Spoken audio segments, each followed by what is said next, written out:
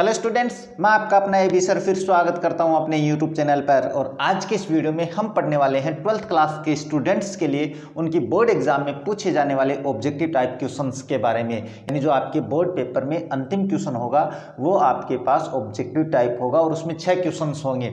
आज हम उन्हीं क्वेश्चंस के बारे में बात करने वाले हैं। तो मैंने आप लोगों के लिए आपकी जो विश टेस्ट बुक है उसके प्रत्येक लेसन से कुछ इंपॉर्टेंट क्वेश्चंस है वो तैयार किए हैं, और वो इतने इंपॉर्टेंट है कि उनमें से आपको सेम टू सेम आपकी बोर्ड एग्जाम में मिलने वाले हैं। और अगर आप ये मेरी 15 से 20 मिनट की क्लास देख लेते हो तो मैं गारंटी, यानी इन 6 क्वेश्चंस के जो नंबर है वो आपकी कहीं नहीं जाने वाले हैं। तो अपने इस वीडियो को शुरू करें इससे पहले आप लोगों से एक बात कहना चाहेंगे, अगर आप हमारे चैनल पे आए हो, हमारे वीडियोस देख रहे हो, वीडियोस पसंद आ रहे हैं, हमारे चैनल को सब्सक्राइब कीजिए, वीडियो को लाइक कीजिए, शेयर कीजिए, साथ ही आप बेल आइकन को ऑन रखिए ताकि मेरे वीडियोज की नोटिफिकेशन सबसे पहले आप लोगों के पास पहुंचे। अब ज्यादा समय नहीं लेते, शुरू करते हैं आज का वीडियो और चलते हैं अपनी स्क्रीन पर।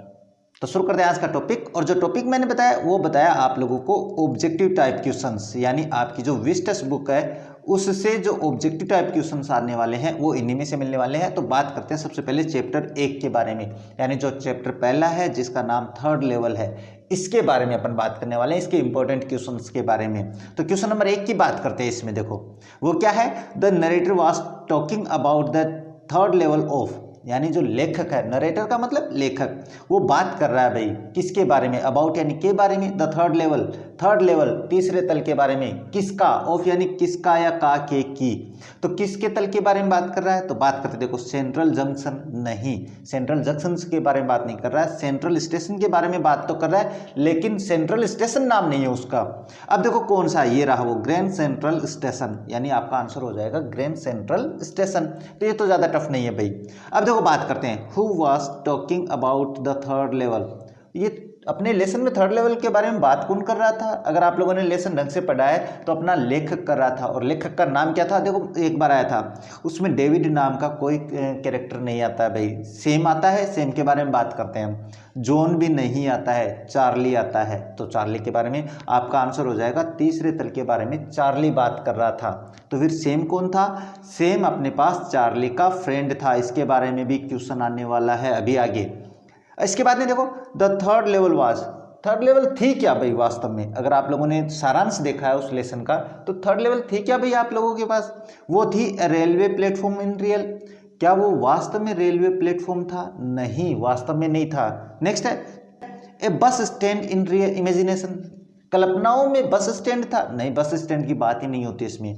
एन एयरपोर्ट की भी बात नहीं होती है इसमें। तो आपके पास ऑप्शन कौन सा रह गया फिर, an imaginary underground railway platform, यानी एक अंडरग्राउंड प्लेटफॉर्म था जिसके बारे में अपना जो लेखक यानी चार्ली वो कल्पना करता है, तो कल्पनात्मक प्लेटफॉर्म था अंडरग्राउंड, ये इसका आंसर है, याद रखना भाई। अब देखो बात करते हैं नेक्स्ट है Charlie got a letter from, Charlie को पत्र कहाँ से मिला भाई, तो किससे मिला था। तो बात करते हैं हिज वाइफ, उसकी पत्नी से, नहीं। हिज फ्रेंड, इसके बारे में बात करते हैं। हिज असिस्टेंट की बात ही नहीं होती है इसमें। इसके बाद में हिज ग्रैंडफादर, नहीं, ग्रैंडफादर की भी चर्चा होती है लेकिन पत्र नहीं मिलता है, पत्र मिलता है उसको दोस्त से मिलता है भाई, जो उसका फ्रेंड होता है जिसके बारे में अभी मैंने बात की है, वहां से उसके पास से वो लेटर आता है, याद रखना। अब देखो question number 5, what was the date on the newspaper which Charlie saw at the third level. अब चार्ली अपने पास तीसरे तल पे पहुंचता है, फिर वहां पे वो एक न्यूज़पेपर देखता है, उस न्यूज़पेपर पर वो डेट भी देखता है, वो डेट पूछ रहा है इसमें, तो वो डेट कितनी थी, मैं सीधे यहाँ पे आंसर थी 11 जून 1894। ये याद रखना भाई, इंपॉर्टेंट क्वेश्चन है, हम बिल्कुल पूछा जा सकता है। एक और डेट है वो आगे वाला क्वेश्चन है, देखो क्या है, the letter which Charlie received from his friend Sam was dated. अब देखो दोस्त की बात आ गई ना, फ्रॉम हिज फ्रेंड सेम उसका दोस्त था, सेम से उसको जो लेटर मिलता है उस लेटर पे क्या दिनांक थी, ये दोनों दिनांक याद रखनी है। उस लेटर की जो दिनांक थी वो थी जुलाई 18, 1894, याद रखना भाई, ये जो दोनों डेट है बिल्कुल पूछ सकते हैं। नेक्स्ट है सेम वाज, सेम कौन था। अब हु वाज सेम ऐसे भी पूछा जा सकता है लेकिन इसमें नॉर्मली क्वेश्चन बनाया है सेम वाज ए, सेम एक था, क्या था, हिस्टोरियन नहीं था, टीचर नहीं था, फिलोसोफर नहीं था, वो एक साइकेट्रिस्ट था, याद रखना, साइकेट्रिस्ट यानी मनोचिकित्सक, याद रखना भैया। इसके बाद है Charlie was suffering from, Charlie को एक बीमारी थी भाई, क्या बीमारी थी उसको, अब बीमारी के बारे में बात करते हैं। देखो अभी फीवर, उसको बुखार नहीं था, स्ट्रेस तनाव, न्यूमोनिया, न्यूमोनिया भी नहीं था, टाइफाइड भी नहीं था, उसको स्ट्रेस था। स्ट्रेस का मतलब होता है तनाव। अब तनाव में आदमी क्या करता है कि इस तनाव भरी जिंदगी से बचने की कोशिश करता है, इसीलिए जो लोग हैं तनाव में होते हैं वो कल्पनाओं में खो जाते हैं। और यही कारण था तीसरे तल के खोजने का, यानी तीसरे तल के खोजने का मुख्य कारण क्या था? चार्ली का स्ट्रेस में रहना। याद रखना, मेरी बातें सुनना आप ढंग से। अब देखो बात करते हैं नेक्स्ट है चार्लीज वाइफ वाज, चार्ली की पत्नी थी। अब ये क्वेश्चन इस तरीके से है, ये भी पूछ सकता है who was the wife of Charlie, ये भी पूछ सकता है, या ये पूछ सकता है what was the name of Charlie's wife, इस तरीके से पूछ सकता है। यानी क्वेश्चन बस वाइफ का नाम पूछ रहा है ये यहाँ पे। तो क्या नाम था भाई? हेलेना नाम का कैरेक्टर नहीं होता उसमें, रायना नाम का कैरेक्टर भी नहीं होता है, एलिजाबेथ भी नहीं होता है। तो उसकी पत्नी का नाम था लुइसा। याद रखना भाई ये नाम, लुइसा नाम था उसकी पत्नी का। किसकी पत्नी? चार्ली की। अब बात करते हैं, देखो next, the stamp had the picture of president, एक डाक टिकट था उसकी, वो कलेक्ट किया करता था, उस पे कि कौन से प्रेसिडेंट, कौन से राष्ट्रपति की फोटो लगी थी, पिक्चर लगी थी। तो वाशिंगटन नहीं, ये नहीं था, कैनेडी नहीं था, जॉनसन नहीं था, उस पे थी गेरफील्ड की। याद रखना, जो राष्ट्रपति था जिसकी फोटो लगी थी डाक टिकट पे वो गेरफील्ड था। याद रह जाएगा, मुझे पता है, इंपॉर्टेंट क्वेश्चन बनता है ये भी। इसके बाद है what was the title of the newspaper which Charlie found at the third level. Question बड़ा इंपॉर्टेंट है, यानी मैं प्रत्येक से 3-4 क्वेश्चन है वो इंपॉर्टेंट बोलूँ, इसका मतलब उनको ढंग से याद करना आप लोगों को। उस न्यूज़पेपर का क्या नाम था, इसमें पूछ रहा है टाइटल, टाइटल का मतलब नाम। तो टाइटल क्या था उसका? तो उसका नाम था द वर्ल्ड। याद रखना, ये उस अखबार का नाम था जिसकी अपने दिनांक की बात करी अभी थोड़ी देर पहले। इसके बाद में बात करते हैं next, according to Sam's letter, Sam के लेटर के अनुसार, सेम का लेटर देखो, सेम का लेटर मिला था अपने चार्ली को, दोस्त से मिला था।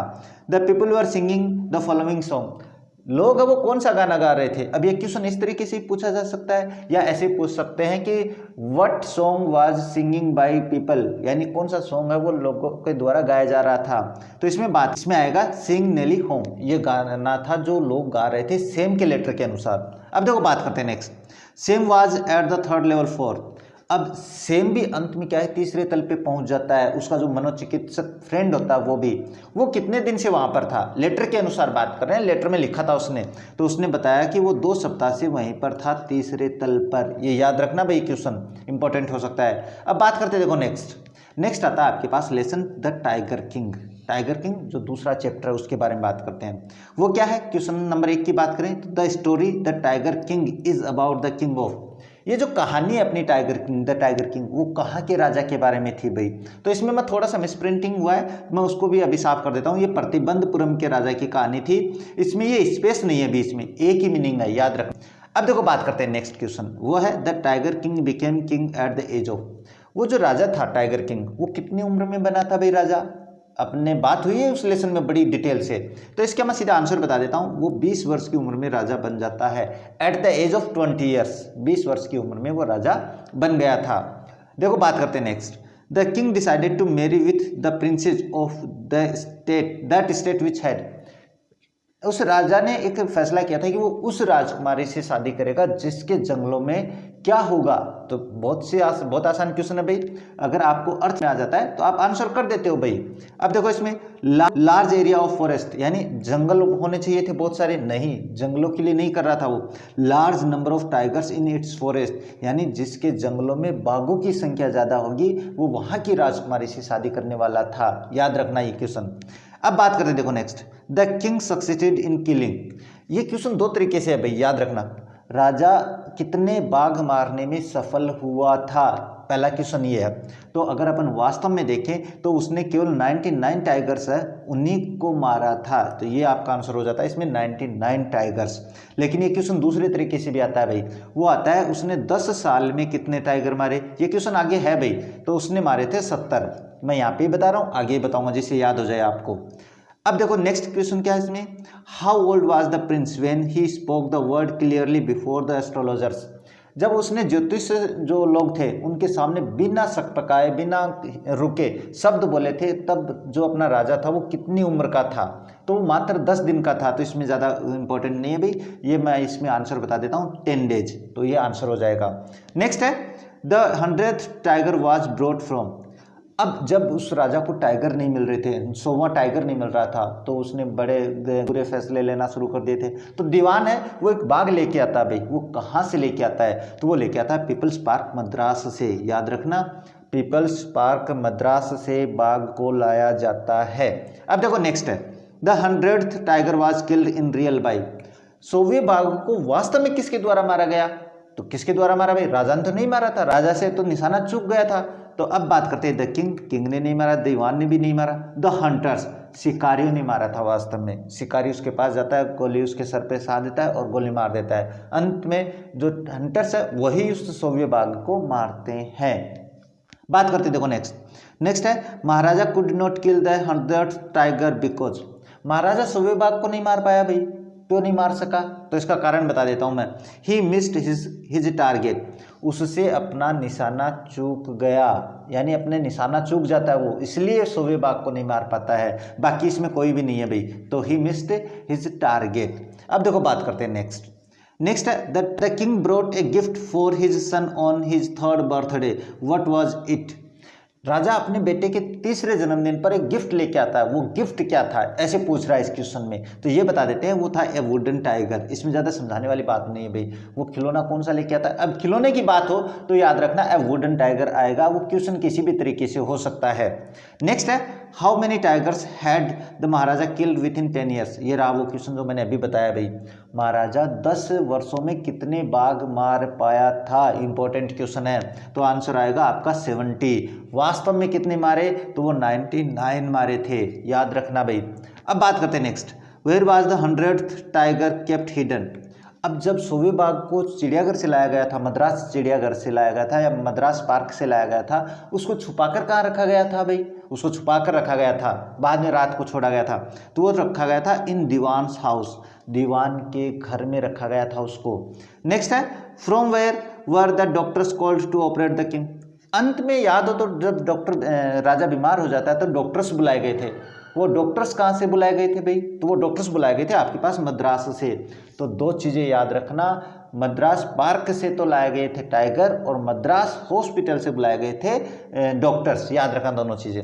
नेक्स्ट है, the state astrologer want the king to remain careful while hunting them. जो राज्य का ज्योतिष शास्त्री था उसने राजा को कौन से बाघ से सावधान रहने के लिए कहता है भाई? किस नंबर के? तो पहले से नहीं कहता है, 99 के लिए भी नहीं कहता, वो 100वें बाघ से सावधान रहने के लिए कहता है। याद रखना ये बात, कोई ज़्यादा टफ नहीं है क्वेश्चन, आने की संभावना भी नहीं है। जो आने वाले थे वो मैंने बता दिए भाई। अब बात करते हैं देखो नेक्स्ट लेसन आता है journey to the end of the earth, यानी पृथ्वी के अंत की यात्रा। ये था अपना लेसन। अब इसमें बात करते देखो, क्वेश्चन पहला ही इंपॉर्टेंट होता है इसमें। The author travels to Antarctica on Russian research vessel. अपने जो लेखक थे वो अंटार्कटिका की यात्रा कौन से जहाज पे जाते हैं ये पूछ रहा है। तो वो था आपके पास अकेडमिक सोकोलस्की। ये जहाज का नाम याद रखना भाई, जहाज का नाम है अकेडमिक सोकोलस्की। नेक्स्ट है, burning of fossil fuels releases, यानी अपन जब ईंधन जलाते हैं तो कौन सी गैस निकलती है ये पूछ रहा है इसमें। तो इसमें आपके पास कार्बन डाइऑक्साइड निकलती है भाई, याद रखना ये क्वेश्चन कि फॉसिल फ्यूल्स को जलाने से कौन सी गैस निकलती है? तो कार्बन डाइऑक्साइड। नेक्स्ट है, following gas causes global warming. निम्न में से कौन सी है वो जो गैस है वो ग्लोबल वार्मिंग का कारण बनती है? ये है। तो इसमें आपके पास देखो मैं बता देता हूँ, क्लोरीन भी होती है, सल्फर भी होती है, कार्बन डाइऑक्साइड भी होती है। इसमें ओजोन नहीं होती है। लेकिन ये क्वेश्चन दूसरे तरीके से पूछा तो इसमें आपके पास कार्बन डाइऑक्साइड आएगा। इसमें आएगा कि कौन सी गैस है वो कारण नहीं बनती है, तो इसमें आपके पास ओजोन आएगा। बाकी तीनों ग्लोबल वार्मिंग का कारण बनती है। ये क्वेश्चन इस तरीके से है भाई, तो थोड़ा समझ लेना इसको। बात करते हैं देखो next, according to the author, लेखक के अनुसार all form of the life are heading toward. अब लेखक के अनुसार क्या है कि लेखक ने एक बात बताई थी कि सारे जो प्राणी हैं, सभी प्रकार के प्राणी हैं, वो पहुंच रहे हैं किसकी तरफ बढ़ रहे हैं? हेल्थ एंड लॉन्गेविटी नहीं, इसकी तरफ भी बात नहीं करता। मोर डेवलपमेंट की तरफ नहीं, एक्सटेंशन और सस्टेनेबल डेवलपमेंट। अब इसके बारे में बात होती है, इसके बारे में बात करती है, लेकिन लेखक ये कह रहा है कि सारे जो जीव जंतु है वो अपनी विलुप्तता की तरफ बढ़ रहे हैं, अपने अंत की तरफ बढ़ रहे हैं। ये कहा था उसने, ये अनुमान लगाया था। ये सस्टेनेबल डेवलपमेंट की बात क्या करता है कि हमें जो डेवलपमेंट कर लेते हैं वो जिस स्तर पे पहुंच गया वहां तक उसको बनाए रखने वाली जो बात होती है वो होती है सस्टेनेबल डेवलपमेंट। अब देखो बात करते हैं नेक्स्ट है Antarctica stores about space ice of the earth total ice. Antarctica पे पृथ्वी की कितनी बर्फ जमी है, इसका मतलब ये होता है तो उस पर आपके पास 90% जो बर्फ है वो अंटार्कटिका में जमी है अपने पृथ्वी की, यानी पृथ्वी की टोटल आइस जितनी है उसका 90% हिस्सा है वो केवल अंटार्कटिका में है। अब बात करते हैं, देखो next, Antarctica is an ideal place to study. एक अंटार्कटिका है वो एक आदर्श स्थान है अध्ययन करने के लिए। किसका अध्ययन करने के लिए भाई? तो इसमें बात करें मैथमेटिक्स नहीं, जियोग्राफी नहीं, जियोमेट्री नहीं, ये है इन्वायरमेंटल एंड क्लाइमेट चेंज, यानी जो पर्यावरण और जलवायु परिवर्तन हो रहा है उसके अध्ययन के लिए अंटार्कटिका बहुत ही बढ़िया स्थान है। इसका मतलब ये होता है भाई। नेक्स्ट है students on ice program was headed by. अब एक कार्यक्रम था भाई स्टूडेंट्स ऑन आइस, ये किसके द्वारा हेड किया गया था, कौन इसके हेड थे? तो इसका आंसर मैं बता देता हूं, जोफ ग्रीन। अब इसके बारे में एक छोटी सी बात और बता देता हूं, जब मैंने मॉडल पेपर हल करवाया था उस समय मैंने इस क्वेश्चन का आंसर आप लोगों को इब्राइट बताया था, लेकिन मैंने वहां पे भी कन्फ्यूजन के रूप में ये बता दिया था कि जोफ ग्रीन भी हो सकता है। उस समय मुझे कन्फ्यूजन था, आज मैंने आप लोगों को साफ साफ बता दिया है कि उस मॉडल पेपर को ध्यान से सुनना, वहां पर भी मैंने जोफ ग्रीन बताया है, तो आपका इसका आंसर आएगा जोफ ग्रीन, याद रखना भाई। बात करते हैं next, Antarctica does not have. Antarctica में क्या नहीं है भाई? तो देखो ऑक्सीजन बिल्कुल है, ऑक्सीजन तो क्यों? क्योंकि लोग जाते हैं वहाँ पे, एयर हवा भी है वहाँ पे, वाटर पानी भी है वहाँ पे, लेकिन क्या नहीं है वहाँ पे? बायोडायवर्सिटी नहीं है। इसका मतलब होता है जैव विविधता। अब ये जैव विविधता क्या होती है? विभिन्न प्रकार के प्राणी पाए जाना है, यानी विभिन्न प्रकार के पेड़ पौधे जीव जंतु जो पाए जाते हैं जहाँ पे वो जैव विविधता होती है, ये याद रखना। अब देखो बात करते हैं नेक्स्ट है how did the author feel on reaching Antarctica. Antarctica पे पहुंचकर लेखक को कैसा फील होता है भाई? तो बात करते हैं, उसमें ये क्वेश्चन इंपॉर्टेंट नहीं है, मैं आंसर बता देता हूँ, ग्रेट रिलीफ, उसको बहुत आराम महसूस होता है कि मैं अब अंटार्कटिका पहुंच गया हूँ। नेक्स्ट है the food chain of the entire southern ocean is maintained by single cell. अपने दक्षिणी महासागर की जो भोजन श्रृंखला है वो किसके द्वारा मेंटेन की गई है भाई? तो इसमें बात करें तो वो फाइटोप्लैंक्टन के द्वारा की गई है भाई, ये याद रखना भाई। एक कोशिकीय जीव है ये भी, फाइटोप्लैंक्टन, इसके द्वारा साउथर्न ओशियन की फूड श्रृंखला जो है यानी भोजन श्रृंखला है उसको मेंटेन किया गया है। अब बात करते हैं, देखो next, Antarctica is at the earth. Antarctica कहाँ स्थित है भाई पृथ्वी पर? तो वो आपके पास दक्षिणी ध्रुव पे, साउथ पोल का मतलब होता है दक्षिणी ध्रुव है, अपना अंटार्कटिका है वो पृथ्वी के दक्षिणी ध्रुव पर स्थित है। अब देखो बात करते हैं नेक्स्ट जो चैप्टर आता है वो आता है एनिमी यानी दुश्मन। अब इसमें बात करें तो क्या है, पहला क्वेश्चन क्या है, for higher education doctor Sadao's father sent him to, यानी डॉक्टर सडाउ के फादर उसको हायर एजुकेशन के लिए कहाँ भेजते हैं? तो उसको भेजते हैं यूएसए में, यूनाइटेड स्टेट्स ऑफ अमेरिका भेजते हैं, याद रखना भाई। नेक्स्ट है the name of doctor सडाउज wife was. ये क्वेश्चन किसी भी तरीके से पूछ सकता है भाई, what was the name of doctor सडाउज wife, ये पूछ सकता है। हु वाज डॉक्टर सडाउज वाइफ, इस तरीके से पूछा जा सकता है। तो डॉक्टर सडाउ की पत्नी का नाम याद रखना हाना था, ये अपने उस चैप्टर में आता भाई, उसकी पत्नी का नाम हाना। नेक्स्ट है doctor Sadao's father wanted to see him as a famous. Doctor Sadao के फादर चाहते थे भाई, क्या चाहते थे? अपने बेटे को फेमस रूप में देखना चाहते थे। कौन किसके फेमस रूप में देखना चाहते थे? तो वो सर्जन के रूप में देखना चाहते थे। ये क्वेश्चन और ये क्वेश्चन दोनों इंपॉर्टेंट है भाई, एक और आएगा वो बताऊंगा। Sadao and Hana met at the first time in. Sadao और हाना कहाँ मिले भाई फर्स्ट टाइम, पहली बार कहाँ मिले? तो वो अमेरिका में मिले थे जब वो पढ़ रहे थे वहां पर। नेक्स्ट है at the cape of soldier. Soldier जो मिला था उनके घर के किनारे पर, समुद्र के किनारे पर जो मिला था, उसकी टोपी की बात कर रहे हैं। The following words were written, उसकी टोपी पर कौन से शब्द लिखे थे? तो जो टोपी देखी थी सडाउ ने तो उस पर लिखा था US navy, United States navy. अब बात करते हैं नेक्स्ट है Sadao saved the life of an American soldier because. Sadao ने उस अमेरिकन सैनिक की जान क्यों बचाई भाई? इसका कारण क्या था? तो इसका कारण ढंग से सुनना आप लोग, वो था he was motivated by his professional motto, यानी वो अपने व्यावसायिक प्रेरणा से प्रेरित होकर क्या है उसकी जान बचाता है। यानी उसमें यह आता है कि मेरा प्रोफेशन क्या है, लोगों की जान बचाना, इस कारण से वो जान बचाता है उसकी। नेक्स्ट है Yumi was the name of. Yumi किसका नाम था भाई? अब ये क्वेश्चन किसी भी तरीके से पूछ सकता है भाई, what was the name of maid, उसे नौकरानी का क्या नाम था? या Yumi was the name of Yumi किसका नाम था? तो ये देखो maid servant at Sadao's house, Sadao के घर की नौकरानी का नाम यूमी था। तो ये क्वेश्चन किसी भी तरीके से पूछा जा सकता है भाई, ये मैं बता रहा हूँ आप लोगों को पहले। नेक्स्ट है what did doctor सडाउ call his patient while operating them. एक बात बताओ भाई, जब डॉक्टर है ऑपरेशन करता था अपने पेशेंट्स का, तो वो क्या कह के बुलाता था उनको? तो उनको कह के बुलाता था माय फ्रेंड। ये याद रखना भाई, माय फ्रेंड का मतलब मेरे दोस्त, और यही आदत के कारण है वो उस सैनिक को भी अपना दोस्त कह देता है, माय फ्रेंड ये कहता है वो। अब बात करते देखो नेक्स्ट दिया हुआ है what was the name of the American soldier. American soldier का क्या नाम था भाई? तो उसका नाम मैं बता देता हूँ, ज़्यादा इंपॉर्टेंट नहीं है, टॉम नाम था उसका भाई। क्या नाम है? टॉम। नेक्स्ट है Hana asked her servant Yumi to. अब एक बात अगर याद हो तो जब वो सैनिक उनके घर में आ जाता है तो हाना यूमी से कुछ करने के लिए कहती है। क्या करने के लिए कहती है? वो कहती है wash the wound of the soldier, यानी वो जो सैनिक था उसके घाव को धोने के लिए कहती है यूमी से हाना। याद रखना एक क्वेश्चन। नेक्स्ट है what was the reaction of Sadao's family servant when he decided to help the soldier. ये ज़्यादा इंपॉर्टेंट नहीं है, घर के नौकरों का क्या रिएक्शन था जब डॉक्टर ने यह फैसला किया कि मैं तो इसकी जान बचाऊंगा। तो इसमें ज़्यादा टफ नहीं है भाई, दे वर अनहैप्पी एंड फ्राइटेंड, वो दुखी थे और डर गए थे। अब देखो बात करते हैं नेक्स्ट आता है what is your opinion regarding the decision of both सडाउज family and it's servants.